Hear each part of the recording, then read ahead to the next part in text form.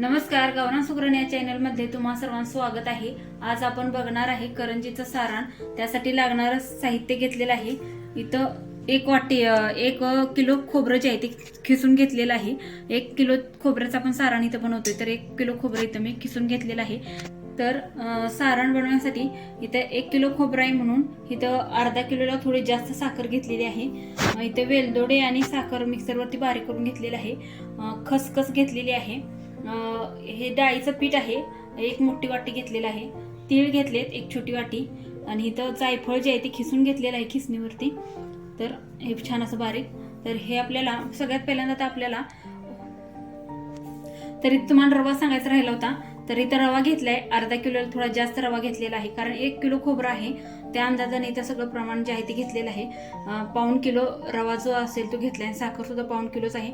असं इथे हे प्रमाण आहे 1 किलो खोबऱ्यासाठी। तर सगळ्यात पहिल्यांदा आपल्याला रवा जो आहे तो भाजून घ्यायचा आहे। तर इथे एक कढई घेतली, त्या कढईमध्ये घेतलेला रवा जो आहे तो निम्मा यामध्ये घातलाय, सगळा बसत नाही म्हणून हलवता आला पाहिजे छान असं, म्हणून थोडा थोडा करून यामध्ये कढईत घालून मी रवा जो आहे तो भाजून घेत आहे। एकदम तुम्ही सगळं घातलं तर हलवता येणार नाही, खालून रवा जो आहे तो लागेल। छान असं एकसारखा रवा जो आहे तो भाजला पाहिजे, त्यासाठी इथे थोडा रवा घालून छान असं भाजून घ्यायचा आहे। तर हा रवा जो आहे तो मी सगळा भाजून घेते। तर इथे रवा जो आहे तो छान असा भाजून झालेला आहे, लालसर रंगावरती आपण हा रवा जो आहे तो भाजून घेतलेला आहे। तर हा रवा आपण आता काढून घेणार आहे। आता याच कढईमध्ये घेतलेले 1 वाटी बेसन जे आहे ते घालायचं आहे। बेसन लगेच करपते, त्यामुळे कंटिन्यूस हलवतच आपल्याला बेसन जे आहे ते भाजून घ्यायचं आहे, कारण आधीच रवा घासताना आपली कढई भाजताना जो कढई आपली जास्त गरम होती, त्यामुळं लगेच टाकल्या त्याला सोडायचं नाही, पटपट असं हलवत राहायचंय बेसनाला। तर बेसन जे आहे ते भाजून घेते। तर बघा बेसन सुद्धा छान असं हलकं फुलकं होसर भाजलेलं आहे, आणि त्याचा कलर पण थोडासा चेंज झालाय। भाजल्यामुळे ते छान असं हलकं फुलकं बनतंय, त्यामुळे हे आता भाजलंय, तर ते एका ताटामध्ये काढून घेऊयात। तर इथं बेसन काढून यामध्ये खोबऱ्याचा जे आपण खीस करून घेतलाय तो घातलेला आहे, तो सुद्धा असंच 1 मिनिटभर आपल्याला परतायचा आहे। जास्त असं लाल आपल्याला खोबरं करून द्यायचं नाही, खोबरं परतल्यामुळे त्याचा जो कुबट वास वगैरे येत असेल तर तो जातो, आणि सारण जे आहे ते छान असं 3 ते 4 महिने छान असं टिकतं, लवकर खराब होत नाही। आणि खोबरं जे आहे तसं छान असं परतून घ्यायचं। तर 1 मिनिटभर छान असं परतायचं, लगेचच काढायचं नाही, छान असं परतलं गेलं पाहिजे। तर 1 मिनिटभर परतून घेऊया।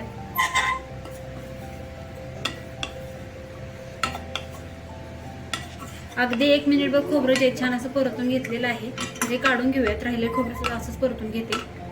तर संपूर्ण खोबरं जे आहे आपलं भाजून झाले, त्यामध्ये घेतलेले 1 वाटी तीळ जे आहेत ते अगदी 1 मिनिटभर भाजायचे आहेत, कारण कढई आपली गरम आहे, त्यामुळे लगेचच ते चुटचुट वाजायला सुरू होतील। वाजले की आपण लगेचच हे तीळ जे आहेत ते काढून घेणार आहे।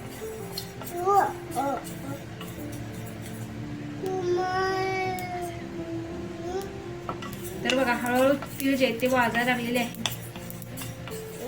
असे वाजायला लागल्यावरती आपण आता हे काढून घेऊयात। तीळ काढून घेतले, आणि त्यामध्ये खसखस घातलेली आहे, ती सुद्धा छान 1 मिनिटभर अशी परतून घेऊयात, आणि नंतर काढून घेऊयात। तर आता आपले सगळं भाजायचे जे जिन्नस होती ती सगळी भाजून झालेली आहेत। आता आपण साखर जी घेतली ती मिक्सरच्या भांड्यामध्ये घेऊन बारीक करून घेणार आहे। तुम्ही जर इथं पिठी साखर वापरणार असला तरी पण चालेल, मी तर आपली घरातली जी साखर असते ती वापरली आहे, ती आता मिक्सरवरती मी बारीक अशी वाटून घेणार आहे। आपण आता इथं भाजून घेतलेला रवा या खोबऱ्यामध्ये घालूयात। आता संपूर्ण सारण जे आहे ते बनवून घेऊयात, थोडं थोडं करून मिक्स करूयात, म्हणजे किती रवा लागतो हे आपल्याला अंदाज येईल। जास्त रवा जर आवडत नसेल तर कमी केला तरी चालेल, आपण खोबऱ्याच्या अंदाजाने तर रवा वापरलेला आहे। तर एकदम लगेच सगळं घालायचं नाही, थोडा थोडा आता रवा या खोबऱ्यामध्ये संपूर्ण असं मिक्स करून झाले। आपण अर्धा किलोला थोडा वर असा रवा घेतला होता, तर संपूर्ण रवा या खोबऱ्यामध्ये बसलेला आहे। आता इथं भाजून घेतलेलं संपूर्ण असं बेसन यामध्ये घालायचं आहे, ते सुद्धा छान असं मिक्स करून घेऊयात। बेसन घातल्यामुळं सारण असं खूप मस्त असं बनतं। छान असं भाजून बेसन वापरायचं, कच्चं बेसन वापरायचं नाही, नाहीतर मग त्याला कच्चा पण असा लागेल। छान असं बेसन भाजताना त्याचा वास सुटला पाहिजे। तर बघा बेसन घातल्यावरती सारणाला कलर सुद्धा खूप मस्त असा आलेला आहे। तर आता यामध्ये भाजून घेतलेले तीळ घालूयात, त्याचबरोबर खसखस, वेलदोड्याची पूड केलेली, आणि जायफळ, आणि यासोबत आता थोडी थोडी करून साखर मिक्स करूयात। एकदम सगळी साखर नाही घालायची, बघत बघत आपल्याला साखर जी आहे ती मिक्स करायची आहे. तर छान असं हे मिक्स करून घेऊयात.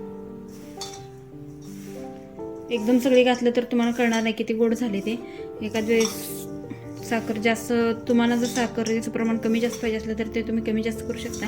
त्यासाठी इथं आपण असं बघत बघत साखर घालणार आहे. तुम्हाला जास्त गोड आवडत असले त्याप्रमाणे तुम्ही सारण जे ते बनवू शकता. यामध्ये आपण ड्रायफ्रुट्स वगैरे वापरलेले नाहीत. तुम्हाला जर ड्रायफ्रुट्स वगैरे हवे असतील तर तुम्ही त्यामध्ये घालू शकता. त्याचबरोबर यात आपण गरा तूप वगैरे काही घातलं नाही, त्यामुळे सारण जे आहे ते छान असं 4 ते 5 महिने व्यवस्थित असं राहू शकतं. म्हणजे तुम्ही नंतर कधी हे जे करंजी बनवून खाऊ शकता. लवकर ते खराब होत नाही. तूप वगैरे घातलं तर त्याचा मग लगेच थोड्या दिवसात वास यायला चालू होतं. आपण डब्यात भरून ठेवलेलं असतं सारण, त्यामुळे. तर अजून थोडंसं साखर घालू येतात. तर इथं आपलं असं छान असं मस्त असं सारण जे आहे ते तयार झालेलं आहे. मस्त असा कलर आलेला आहे सारणाला सुद्धा. अशा प्रकारे इथं आपलं मस्त असं सारण जे आहे ते तयार झालेलं आहे. हे सारण खूप मस्त करंज्यानी खूप छान अशी बनते.